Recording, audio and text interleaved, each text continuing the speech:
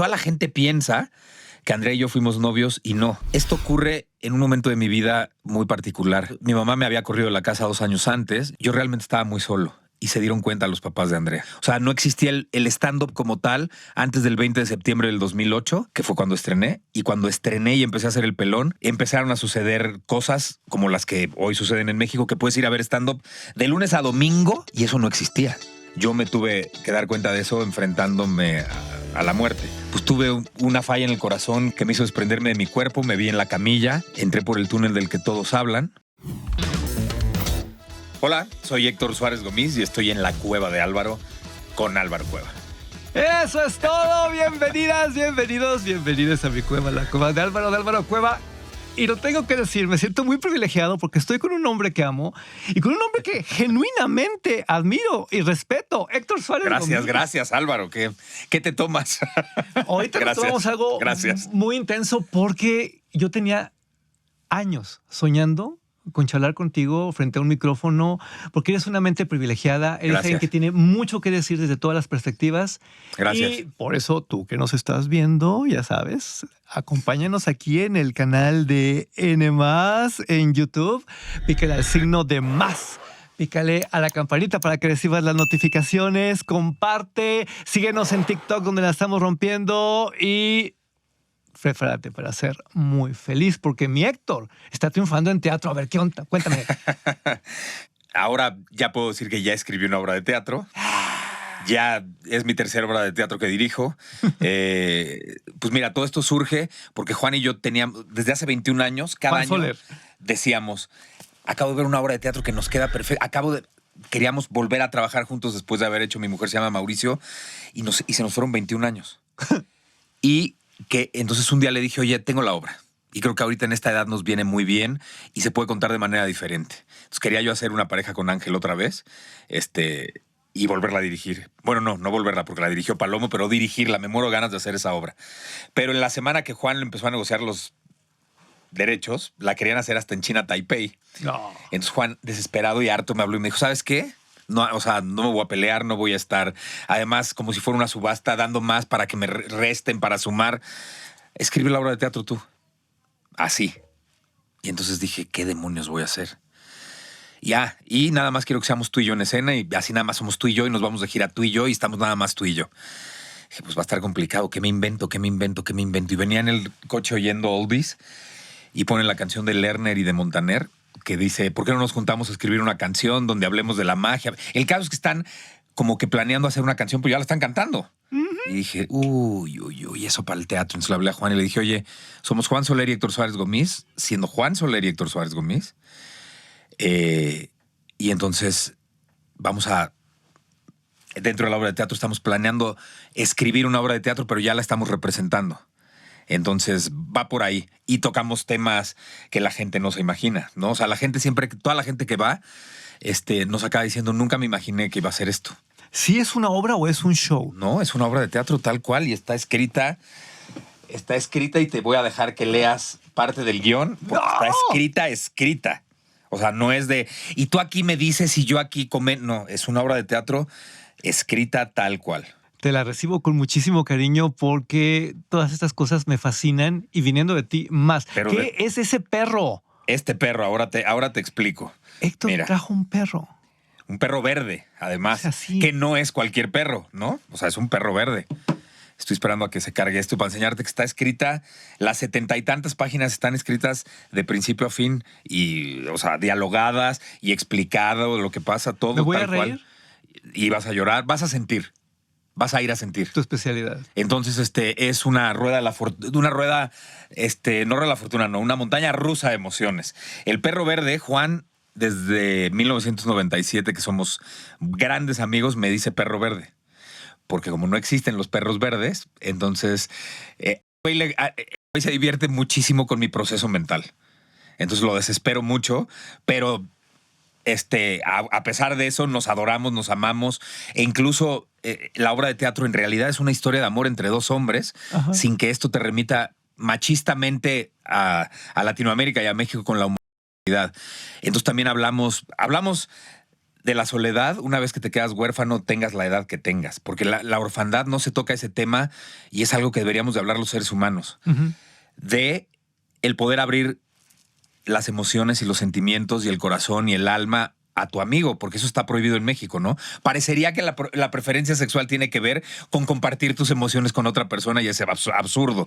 Hablamos de eso, hablamos de la muerte de nuestros papás, hablamos del fracaso, del éxito, de la soledad, de muchas cosas. Y en este ir y venir, somos dos mentes muy distintas. Claro que te mueres de la risa viendo el proceso mental de cada uno y cómo nos llevamos cada uno, porque además traté al máximo de representar cómo es nuestra relación, que es de muchas risas, pero de mucha discusión. Y a pesar de esa discusión, y que terminamos siempre mentándonos o sea, la mentada viene desde el fondo de tu corazón, ¿no? O sea, de una gran amistad que nos entendemos. Yo a Juan aprendí a enamorarme de las cosas que no tenemos en común. Eso me hace admirarlo todavía más, porque lo que tenemos en común es muy fácil, ¿no? Platicar y compartir, pero aprender a apreciar, amar, y relacionarte con lo que no tienes en común, creo que es lo más difícil y lo más hermoso de una relación. Álvaro, ¿puedes darle... A ver. ¿Puedes mover el guión? El guión está escrito tal cual. Toda la obra de teatro está escrita. No es un show, no es un... ¿Qué te parece si aquí inventas que tú dices todo lo que vamos a hacer en esta escena? No. Todos los diálogos están escritos. Ay, creo que ya te vacié la tarjeta de crédito. Tú dale. Pero es una obra que me tardé... Es algo que se me da muy fácil y no sé si decirlo sea o no. O sea, escribir se me da muy fácil. Mi mamá siempre dijo que yo había nacido escritor desde niño cuando ganaba concursos en la escuela de cuentos y así. Es algo que se me da muy fácil. Entonces, bastó que yo me metiera en la cabeza qué quería hacer y fue lo que escribí. Te prometo que voy a estar en el teatro muy pronto porque verlos ustedes juntos es un acontecimiento. Y somos Juan Soler, Héctor Suárez Gómez, y de todo lo que hablamos, todo ocurrió.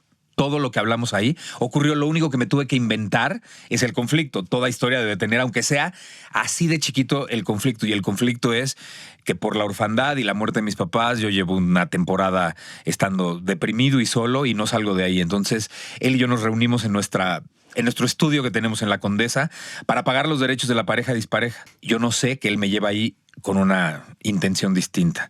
Nunca negoció los derechos de la pareja dispareja y él todo el tiempo en la mente tenía pensado decirme que yo la escribiera y de esa manera me iba a ayudar a salir del hoyo. Es por ahí. Es hermoso porque más suena como terapéutico.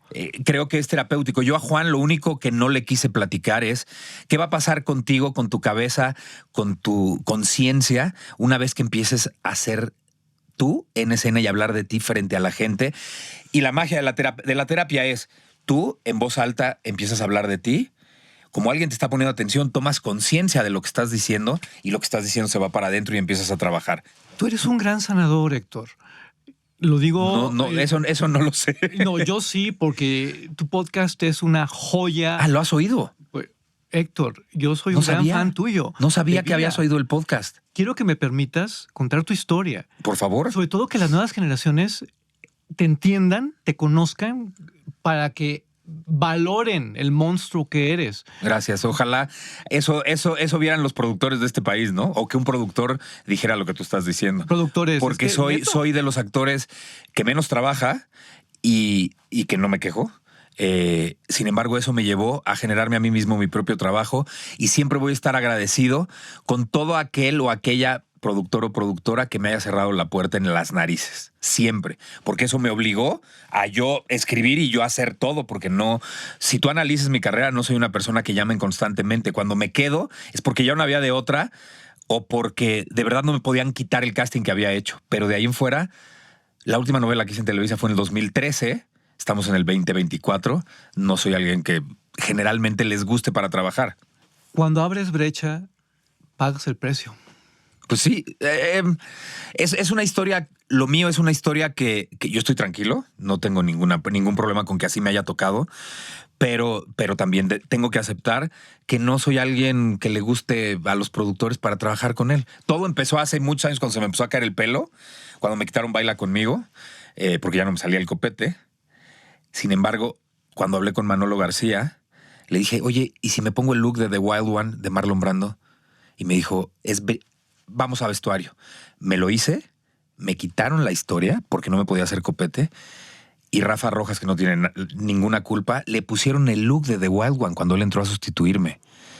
Imagínate tener 20 bajos, muy bajos, y vivir esas cosas y que productores te digan que tu carrera se acabó porque se te estaba cayendo el pelo. Si yo no hubiera sido una persona trabajada con un par de papás que siempre respetaron nuestra individualidad, la de mi hermana y la mía, nos dejaron equivocarnos y nos hicieron personas seguras, yo creo que a lo mejor hoy no estarías hablando conmigo porque eso pudo haberle provocado el adiós a la vida a muchas personas en su inseguridad, ¿no? ¿Quién fue tu padre? No, bueno, ¿quién fue mi papá? Como papá, yo creo que uno de los mejores papás que han habitado el planeta. Un hombre que siempre fue generoso, amoroso, que constantemente, todo el día nos decía te amo verbalmente, físicamente nos lo demostraba, muy toquetón, todos sus mensajes iban acompañados de corazoncitos y florecitas y ositos en Instagram. Siempre fue así, siempre fue un hombre muy amoroso y muy generoso. Tu padre fue uno de los mejores actores de México. Ahora, entrando en la carrera, yo creo que él tiene la mejor actuación de un actor en la historia del cine mexicano, que es el Mil Usos. Sí. No creo que haya algo igual. No creo que haya algo igual.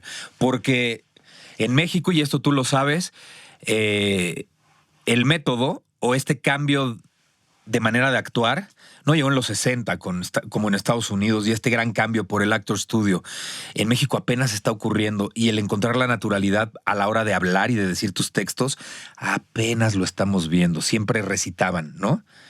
Y el Mil Usos, mi papá se fue a vivir, jamás lo voy a olvidar. Un poquito más de 3 meses a Tlaxcala a convivir con los indígenas tlaxcaltecos para agarrarles el tono de voz y que no pareciera que era un actor imitando a un indito como el típico sketch chafa, ¿no? Yo voy a hablar así porque así estoy imitando un... No. Él sí hizo un trabajo del Actor Studio, del método.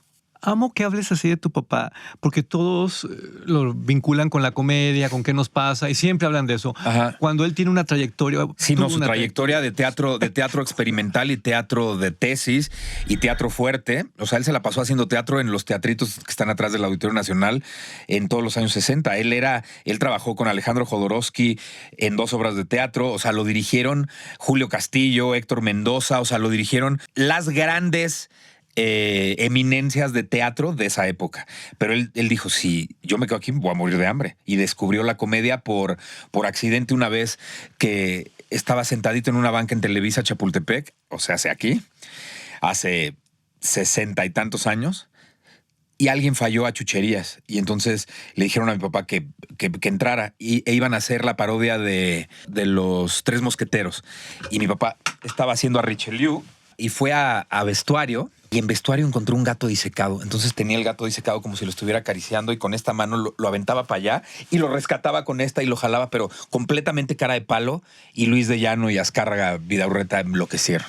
No había manera de enloquecer con él. Tu padre fue un hombre muy cariñoso, generoso. Tuve el privilegio de coincidir con él en varias ocasiones. Poco antes de su muerte, incluso nos tomamos un café. ¿Quién fue tu mamá?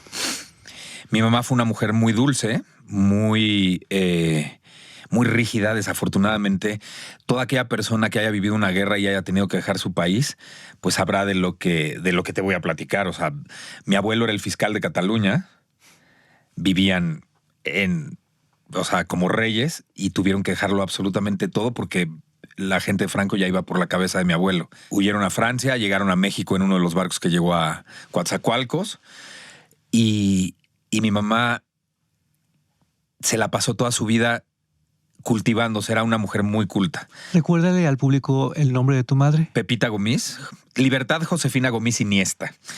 Y de pronto hicieron un concurso para ver quién hacía. ¿Cómo se llamaba Telekinder en inglés? No tengo el dato. Es un programa que duró 60 años. Sí, súper clásico. Mi mamá lo ganó.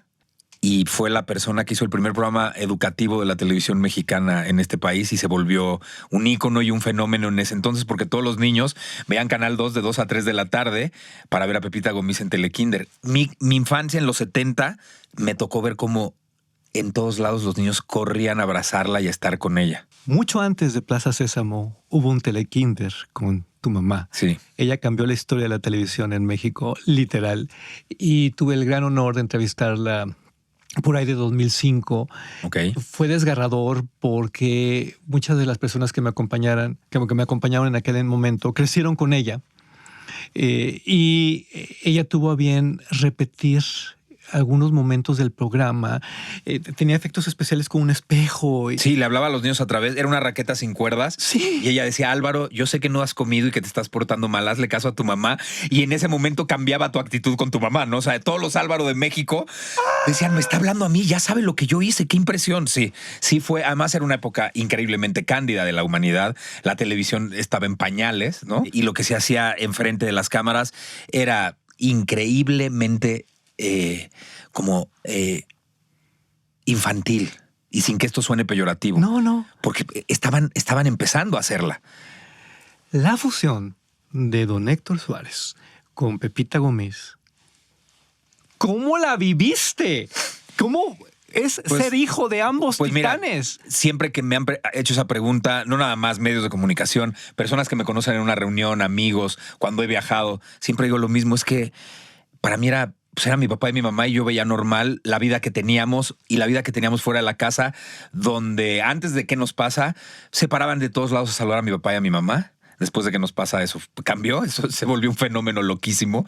Yo era normal para mí, o sea, no lo veía ni bien ni mal, ni superior ni inferior, lo veía como parte de mi vida, era lo que a mí me había tocado, pero tampoco hacía conciencia de lo que estaba ocurriendo, o sea, no me ponía a analizar que la gente se parara en los lugares a saludar a mi papá. Ya después de qué nos pasa entendí muchas cosas. Después de qué nos pasa y hasta fechas actuales, el presidente de la República Mexicana en funciones se paraba de su mesa a saludar a mi papá. Nos pasó 2 veces con Felipe Calderón en el Alfredo di Roma. Coincidimos 2 veces en ese restaurante, y él, siendo presidente de México en ese momento, se paró a saludar y a rendirle pleitesía a mi papá y su esposa a mi mamá. ¿Te preparaste para ser actor? Empecé a los 5 años, yo estaba jugando.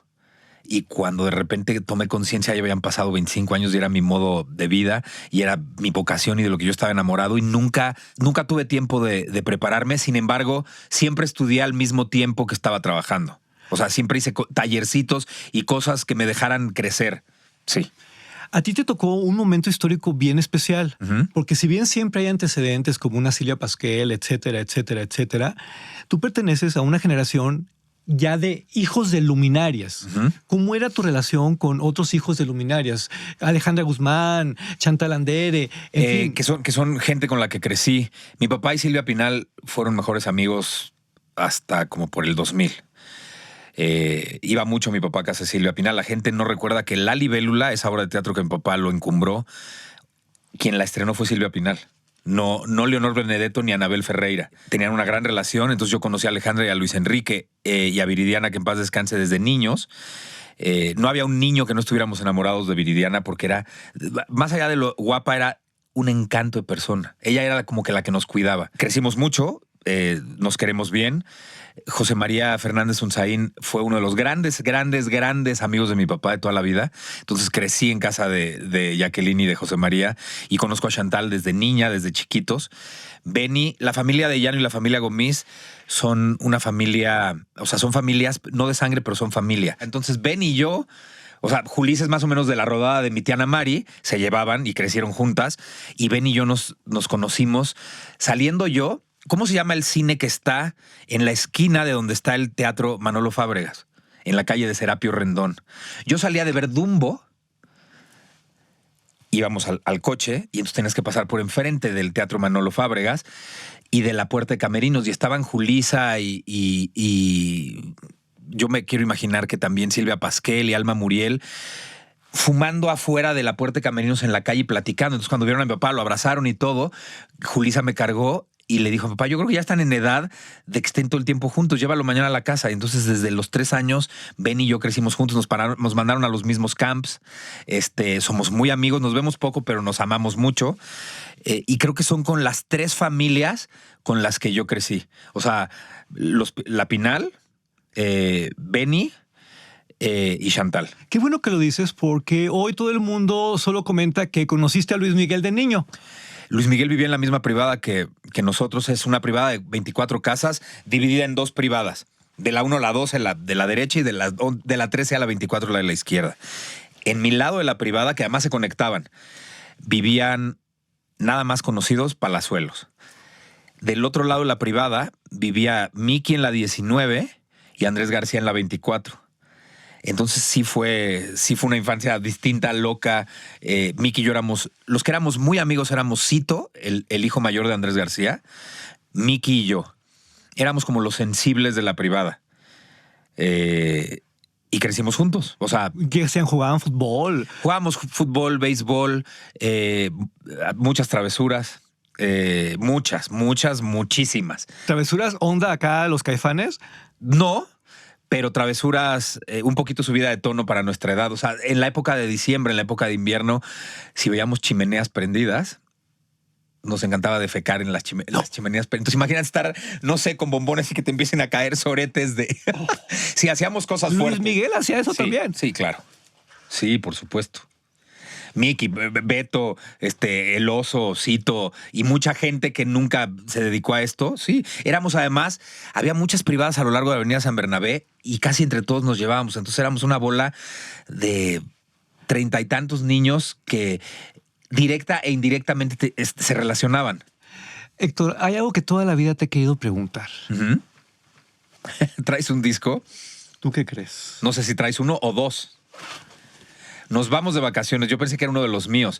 Es que aquí estás tú, porque quiero saber sí. qué fue de tu carrera de cantante. No me fue bien. ¿Por qué no?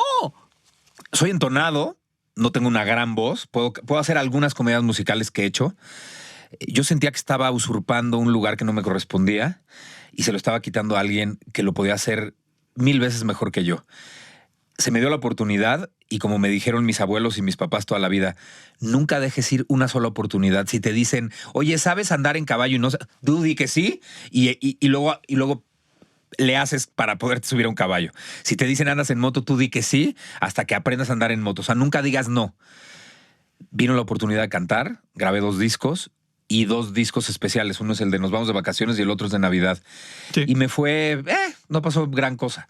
Tú pude cantar en el Festival Loti, Benny me dirigió a la orquesta y me hizo los arreglos de la canción que yo compuse.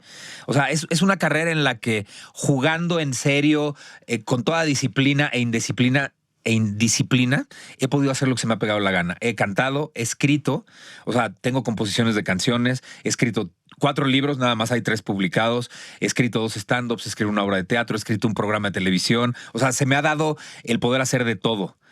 Y grandes personajes, porque Sí. desde mi segunda madre, bueno, yo recuerdo cosas muy distintas a las que se hacían en las telenovelas. Sí, en mi segunda madre me tocó, o sea, que además fue una novela muy exitosa. Después de mi segunda madre, cambiaría todo fortísimo porque vino lo que fue un fenómeno, y lo sabes, alcanzar una estrella.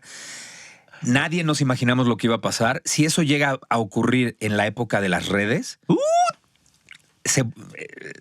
seguiríamos haciendo giras, volviéndonos putrimillonarios todos, ¿no? Alcanzar una estrella no fue la primera telenovela juvenil, No. pero fue la primera juvenil musical. Videoclip, Sí, porque revolución. ya había estado quinceañera. Hubiera sido una serie hoy. Sí, o sea, sí fue un fenómeno. O sea, sí, hubo un día que jamás se me va a olvidar. Fuimos a desayunar a Vips, mis amigos y yo. Ellos todavía iban en tercero de prepa. Y estaban llenos de niñas y niños de todas las escuelas. Y cuando salgo de desayunar, mi coche era un Golf GTI Turbo rojo. Mi coche era un post-it entero. O sea, estaba forrado de post-its con teléfonos, besos, nombres, recados. Forrado es, imagínatelo tal y como lo digo literalmente, no podías ver de qué color era el coche, ni qué coche era, de cómo estaba forrado. Y yo ese día dije, algo está pasando, que no nos hemos enterado. Y eso brincó a ya no poder estar en lugares públicos mucho tiempo durante la época de alcanzar una estrella. Fue muy fuerte. Tu pareja con Andrea Legarreta fue mágica. Sí. Tu personaje además lo construiste muy bien porque pudo haber sido el villano reventón, pero no. Sí, le metimos emociones y le metimos conflictos e historia social. Pasada. Sí. Sí, esa sí fue una novela de la que me enamoré. Me regaló Pedro Lugo. Me regaló a una extraordinaria amiga. Toda la gente piensa que Andrea y yo fuimos novios y no.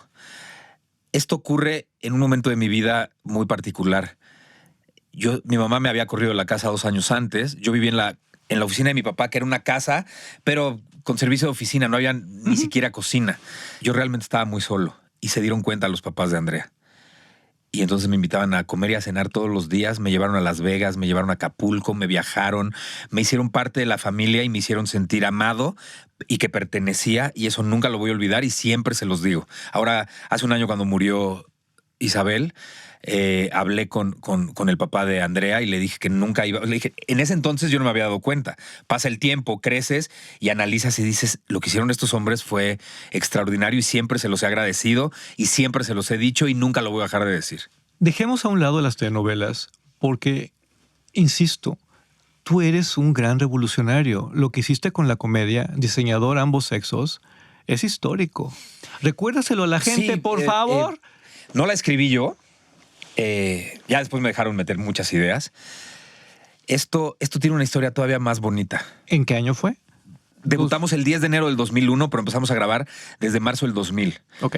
Pero hay una historia que antecede esto 5 años antes. 5 años antes hice Sálvese quien pueda con Eugenio Derbez en el Teatro México, en el Conjunto Centro Teatral Manolo Fábregas. Ray Cooney, este extraordinario dramaturgo inglés, siempre hace, sus comedias son 2 amigos. El protagonista, su amigo, y el amigo es el que le deshace la vida. Y generalmente el que le deshace la vida son los grandes personajes de sus obras. Entonces tuve la fortuna de hacer el amigo y la única vez que yo fui llamado a una oficina de Televisa del señor Azcárraga Jan fue porque fue a ver la obra. Y además es muy chistoso porque cuando me llama me dice, ¿por qué no vemos más de ti aquí en la empresa? Le dije, ya si me lo dices tú, ya no sé qué me queda, ¿no? O sea, que me lo digas tú quiere decir que nunca voy a trabajar aquí. O sea, qué pena. Pero Fela Fábregas me habla y me dice, oiga, ya sabes, con ese gran cariño que se le caracterizaba. Oiga, ¿usted vio Sálvese quien pueda cuando la hizo Ortiz de Pinedo? Bueno, la voy a reponer. Y dije, uy, me va a hablar para el amigo. Y de pronto me dice, ¿se acuerda de esta? Quiero que me haga ese personaje. Y yo no tenía trabajo, Álvaro. Debía un chorro de dinero en las tarjetas. Debía 2 meses de renta. Y dije, pues me la voy a tener que rifar. Y como ya le dijo, que no salía nada. Y como buen hijo de mi papá, siempre he sido muy disciplinado y aunque yo no esté en escena, yo siempre estoy en mi butaca callado, observando los ensayos, todos los de mi vida.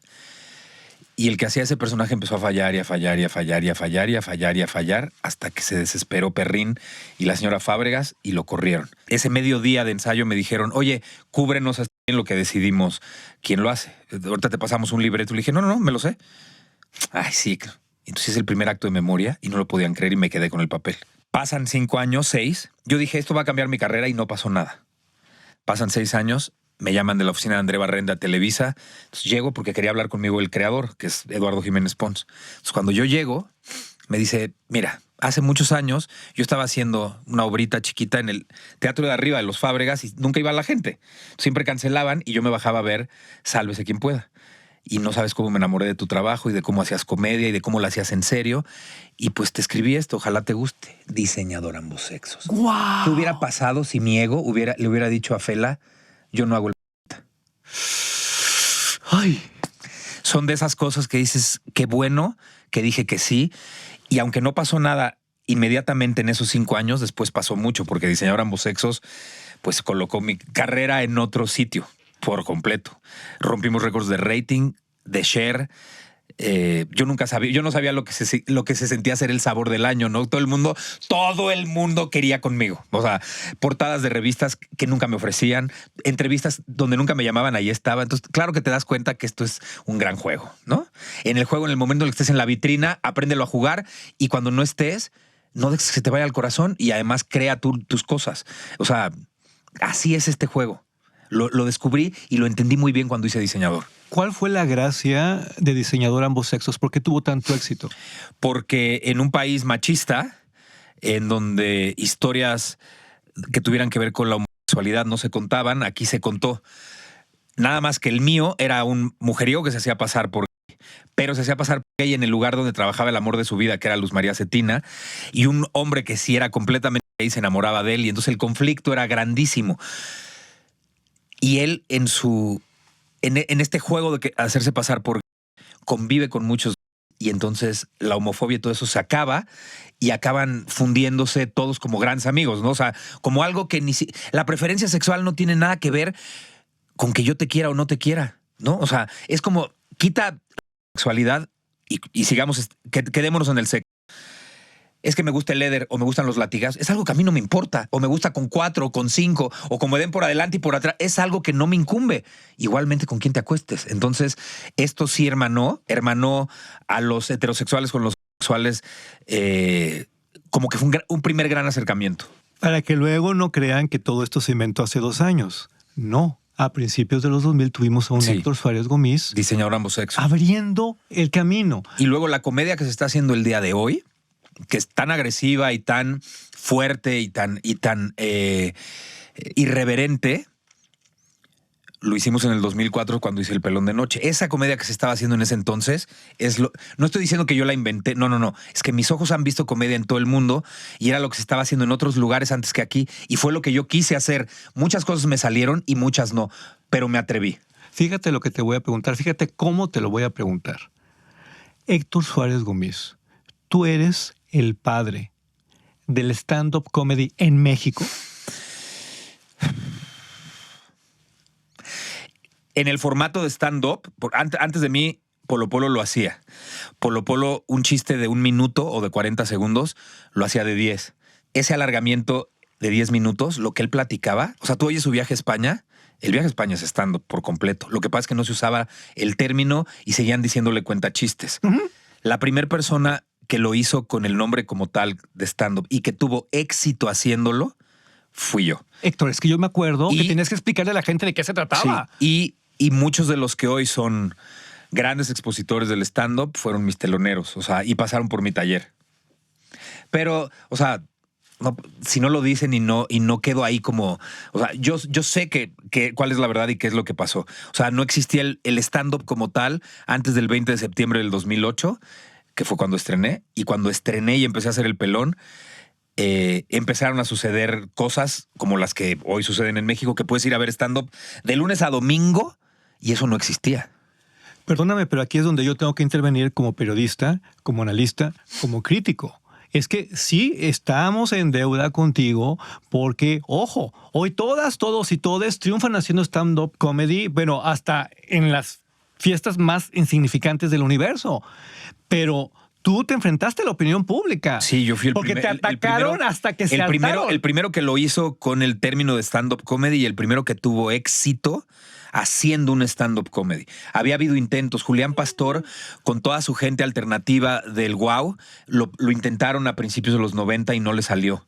Y no le salió porque ninguno fue a tomar stand-up en serio. Mientras sigan creyendo que es un monólogo, se van a seguir hundiendo. El stand-up es un diálogo. Cómo te contesta la otra persona, que es el público, riéndose, acomodándose, cambiando su manera de sentarse en su asiento, comentando con la gente. Te están respondiendo a lo que tú estás diciendo, se están identificando contigo. Y en ese sentido, pues sí fui el primero. Todavía no me he presentado en el auditorio y no lo he llenado, pero del Pelón se vendieron más de 350,000 boletos. O sea que son...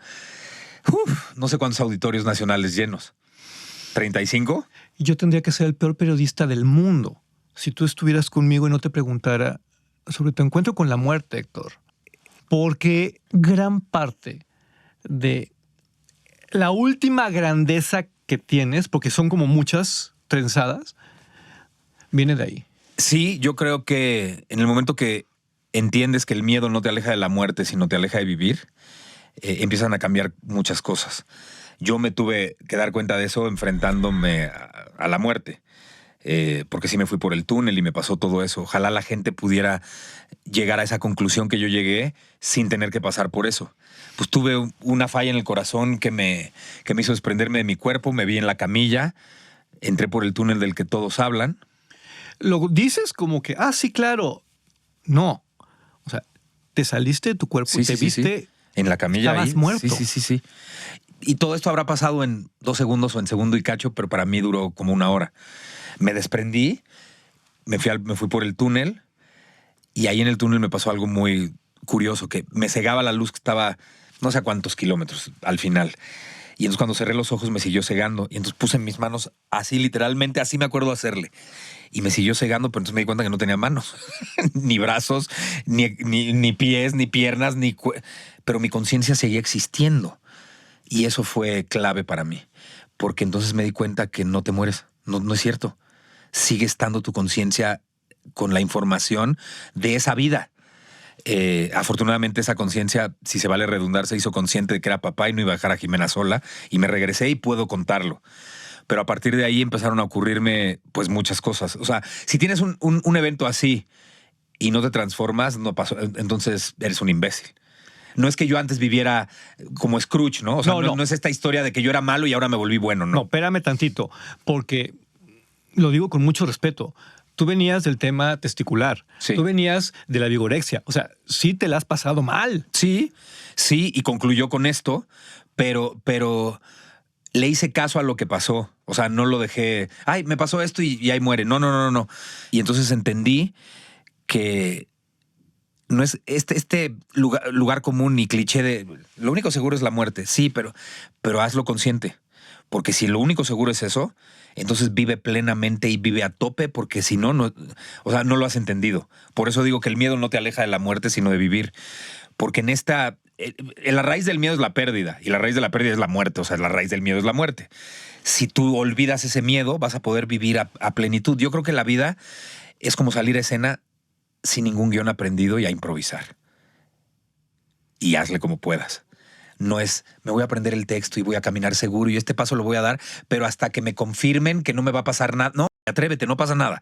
Y si no te sale, no pasa nada. Y si fracasas, menos pasa nada. No pasa nada. Lo que pasa es que no digo que estamos educados, sino domesticados. Y creo que en esta domesticación nos da pavor fracasar, no hacerlo a la primera. Y dices, no, Michael Jordan no fue campeón con los Toros en su primer juego. Se tardó muchos años en poderlo lograr. Messi no jugaba como hoy juega el día que debutó. Mohamed Ali no era Mohamed Ali, lo que fue en su primer pelea. Todo lleva un proceso y un camino. No te desesperes. Entonces empezaron a pasarme muchas cosas. Dejé de tener miedo, y una vez que dejas de tener miedo, vives increíblemente bien. O sea, vives a todo, a tope. Cuando te atreves además a hacer las cosas. Aprendí a no decirle que no sin antes probarlo o intentarlo. Hay cosas que no. O sea, nunca voy a tener sexo con un caballo porque no es algo que, o sea, no lo quiero probar.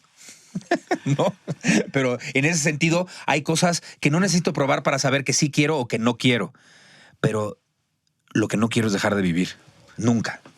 Tus padres te amaron mucho, pero estoy seguro de que si estuvieran aquí se sentirían muy orgullosos. Lo estaban. Eres hoy. Lo estaban. Mi papá, su último año de vida, en todas sus entrevistas se la pasó diciendo que si él volviera a nacer, le gustaría ser Héctor Suárez Gómez.